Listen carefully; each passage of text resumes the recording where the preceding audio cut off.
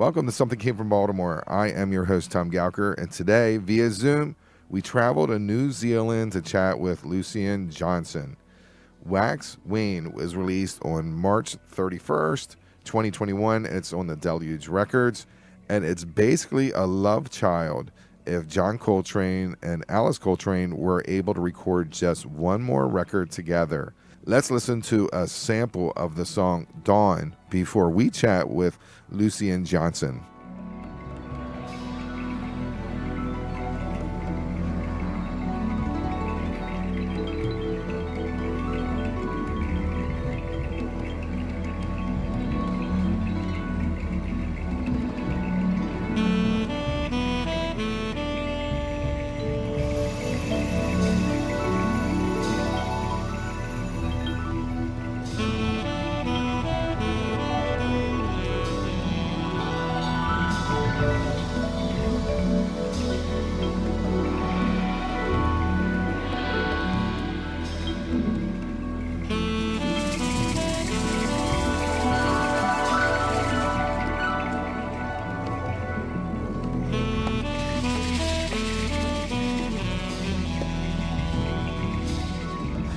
Lucien Johnson, welcome to Something Came from Baltimore. Before we get into the album, now I fell in love with the album. I know it's a little older than normal, but I just can't get it out of my head. So before we get into that, I just have really some basic questions about you and New Zealand. I just love the Finn brothers, and for some reason, if I had a choice to visit New Zealand or Australia, I would definitely go to New Zealand. What's the jazz scene like? The jazz scene is pretty small, and it's changed a lot over the years. I mean, I'm 40 years old now, so when I was coming up, say 20 years ago or so, it was probably much more avant-garde, I think. And you know, there's always been the old guys doing their thing, but at that time it was a bit more avant-garde. These days, I think we've gone into a more of a, it's more like most of the stuff happening is probably more of the style that you hear kind of everywhere. And I think that's probably a product of the kind of education systems that have become so ubiquitous in jazz around the world.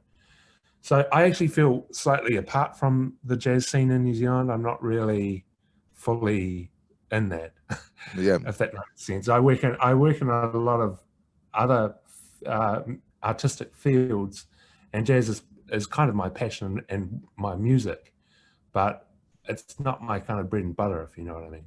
Yeah, I read your bio, and Yeah, that's right. it feels like you should know everyone, but that's not true. I mean, I do know a lot of people. I know the Prime Minister personally, for example. Oh, well, that's great. She did a great job with COVID, and I believe like the country like was basically unscathed compared to everyone else. And if I remember correctly, when George Floyd hit, I think it was gun control that she really also, you felt that she was going to lead the way and the rest of the world would follow, but that hasn't happened yet. Yeah, I mean, she's remarkable. She's very quick on her feet. She really can be in the midst of something very serious or tragic or just a very intense debate or something, and she always seems to have something really reasonable to say about it. And I think that's really her strength, is that she comes across as very humane. Yeah, that's refreshing. It really is. Yeah. Your album came out in March 31st, 2021 on Deluge Records. It's called WANE. And what does the title stand for? Well, it's just about the phases of the moon. And originally, that unfortunately it's sort of changed a bit, but I did want the album to have two sides, and it was almost like a kind of transition from the night into day, I suppose. And the order of the tracks changed, so it didn't kind of eventuate exactly as I initially intended.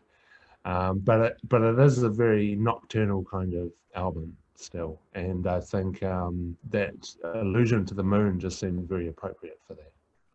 Yeah, I agree. I do. And I like the album cover. It's very geometric and like cubism that like the early 60s. A lot of jazz album covers would have this kind of look to it. Yeah, right. And that's by a friend of mine called Julian Dine, and he is a musician and an artist. So he's sort of half and half, pretty much equally. Usually, if you have multidisciplinary people, they're sort of strongly in one and a little bit in the other. But he's really half and half, and has quite a reputation and career in both fields. He made that beautiful cover. Spotify does, I don't know, a disservice to music where you can only release like one song off the album. So you kind of have to pick it apart. The Magnificent Moon was released before the album came out. It's the first song on the album. And that's where I got hooked onto you, and I could not stop. That song came out February 2nd. The album came out at the end of March. I don't know. This is what my take is on this whole album, and I hope that I'm close because I love this album. But this, if John Coltrane and Alice Coltrane could make one more album together, this would be the album. That's my take on this album. Wow, that's such a beautiful thing to say. Thank you for that. I mean, that's definitely the kind of world we're in for sure. And it's funny because, I mean, I love Alice Coltrane sort of wholeheartedly. John Coltrane, I love and was sort of what one of the musicians that got me into jazz in the first place was John Coltrane. And there's this kind of certain aspect of Coltrane's music which I love, and there's another one which I don't care for so much. The more avant-garde stuff. Not necessarily, but more the kind of virtuosic stuff. I guess I love stuff like The Night Has a Thousand Eyes. Those kind of those things where Elvin Jones is playing a kind of Latin beat and it's kind of ecstatic and it's in one key, or Ole Coltrane and My Favorite Things and all those kind of things. I'm not so interested in where he's playing 1,000 chords in a bar. Yeah. So I'm sort of specific about Coltrane, but obviously a huge love of mine. But there's things which of John Coltrane's music that I wanted to bring out in this record, but not others. I mean, I can't play that. So it's easy for me to just choose the simpler aspects of Coltrane, so the more heartfelt kind of aspects of his music. The harp and the vibraphone and the percussion, it's the whole album has that. I mean, I feel like I'm falling into an Alice Coltrane album, and it feels dreamy and romantic at the same time. The whole album is consistent. I'd be curious what your take was when you were gonna do two sides, because I feel as a whole this album is very consistent. I don't want it to change. I don't want it to be something else. Yeah, I mean that was just in the track listing. I didn't think Magnificent Moon was going to be such a good song. I didn't know that was going to be kind of the what you never know what's going to work, and that track really worked when we recorded it. I didn't know it was going to work that well, and so it kind of felt right to highlight that track and put it first, and that was what made us change the order of everything. Yeah, we're gonna play a sample of that song that we're talking about.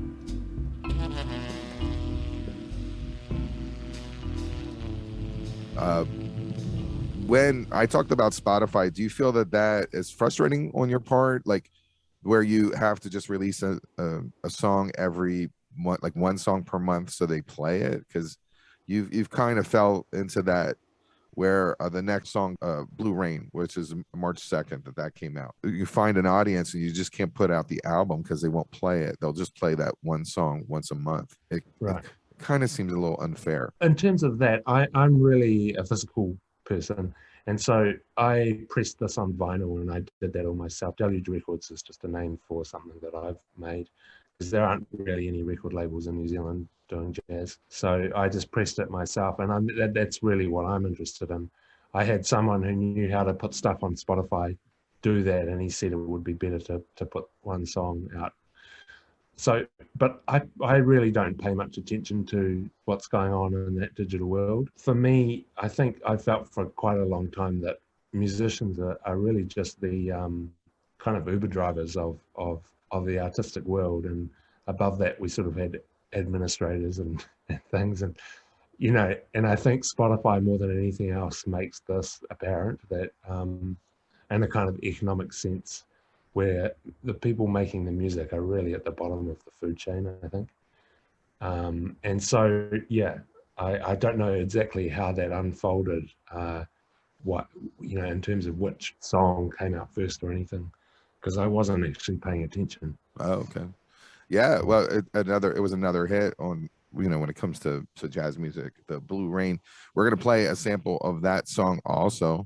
Is there anything that you want to talk about that songs? Maybe we can add that with it. Blue Rain was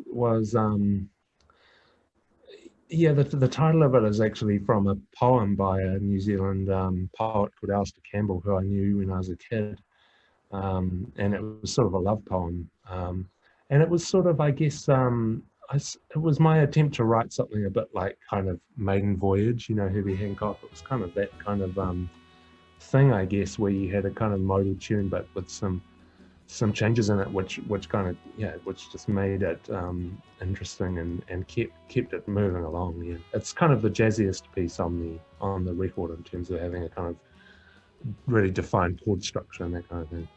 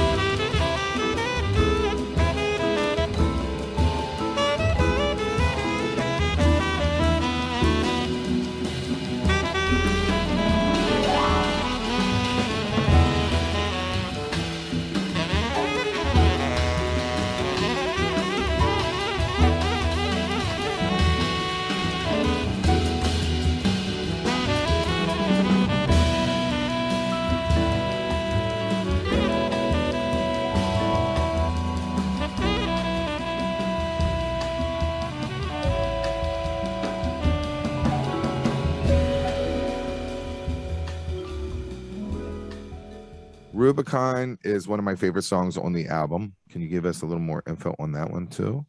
Yeah, not much really. I mean, I kind of wrote that song.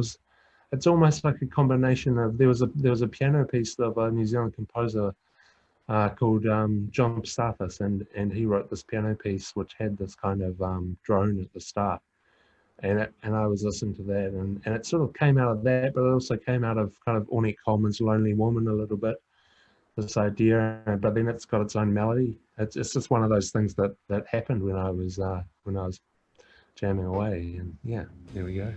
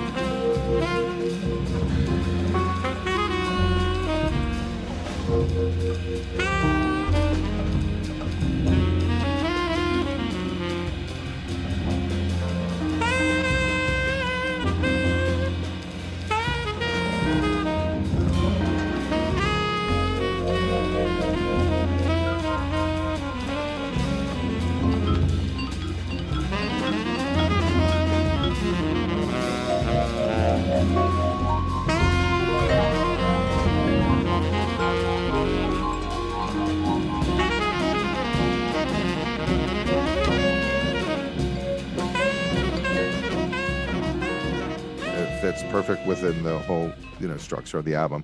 I'm gonna say the song, this word awa, A-W. Yeah. Oh, I got it right, awa. Okay, that's right. That means river. It's Māori for river. Oh, perfect. So can you give a little background on awa also? I mean, that's a kind of 3/4 thing that I mean, I always loved the tune My Favorite Things, the way that John Coltrane plays it. And I remember I used to listen to that endlessly as a teenager. And then, of course, I didn't listen to Coltrane for many, many years. And then a couple of years back, I was on a long-haul flight. I think it was from Paris to Tokyo or something. I was doing a tour in Japan. And there was nothing on there was nothing that I wanted to watch on the films. I went into the music. There wasn't much, and I went to the jazz playlist. They had maybe 10 tunes on there, and it wasn't a very good airline. But one of the tunes was My Favorite Things, and I ended up listening to that track on loop for the whole long-haul flight. And by the end of it, I was sort of in this really kind of spacey zone, having just listened to one song over and over again. And I really kind of got inside some of I love what McCoy Tone is doing on that track, the chords he's playing and the fact that he doesn't even, his solo isn't even really a solo in the sense that he just kind of plays chords and these rippling things, and I really wanted to get that kind of feel of so it's sort of like my version of My Favorite Things, I guess, in a way. Something quite sweet, but it has this waltz time, and it's really kind of flowing, rippling kind of movement through it.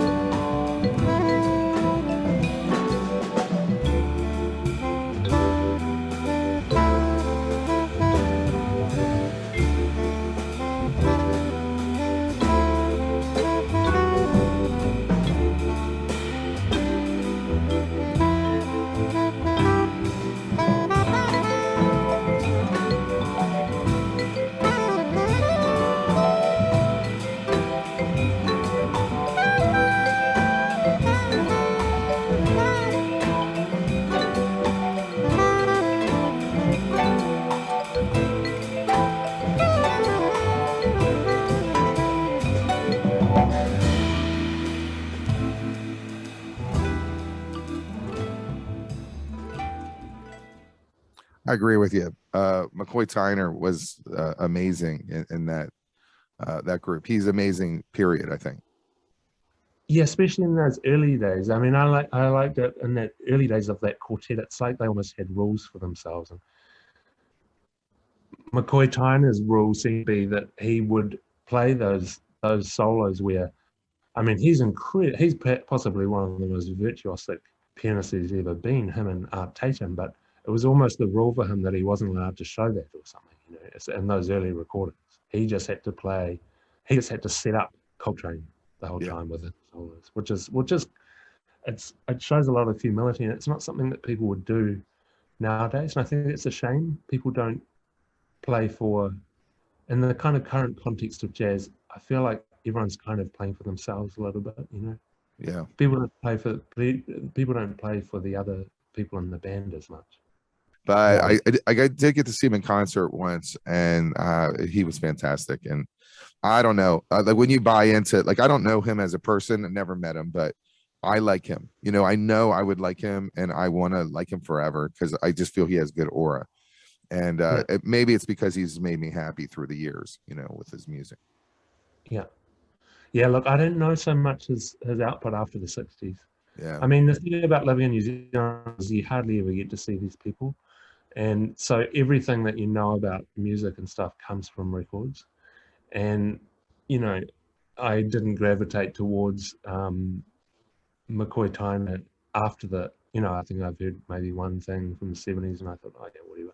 Yeah. And so I sort of, you end up gravitate, and actually all the stuff I gravitate towards is jazz from the 60s and 70s, certain stuff from the 70s. So anything that happens later than that, I'm a little bit oblivious to be honest. I don't really keep up, and I've never caught up with what's going on. I only have passing awareness of